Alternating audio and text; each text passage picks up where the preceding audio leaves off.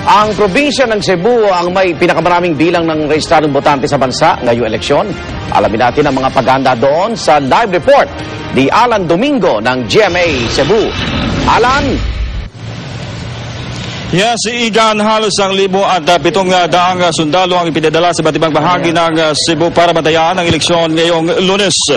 Pinangungunahan ni Major Albert Songco, chaplains ng Central Command, ang pagdadasal mga miyembro ng Armed Forces of the Philippines kanina. Hudyat na rin ito ng pagsisimula ng pag-deploy sa mahigit 1,600 miyembro ng Armed Forces of the Philippines ngayong eleksyon. Isa sa mga tututukan nila ang bayan ng Tuburan na may halos 40,000 botante.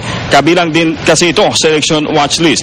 Pero ayon sa COMELEC, hindi naman nila pababayaan ang iba pang mga lugar.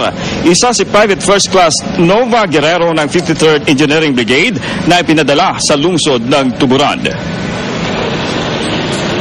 According sa ilaha, ang area daw is kuan good siya kanang critical ang area, pero let's just hope and pray na kanang safe ang walay mahitabo nga dili maayo.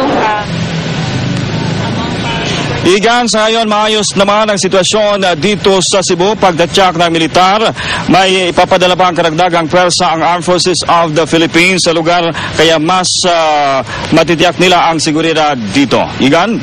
Maraming salamat, Alan Domingo ng GMA Cebu.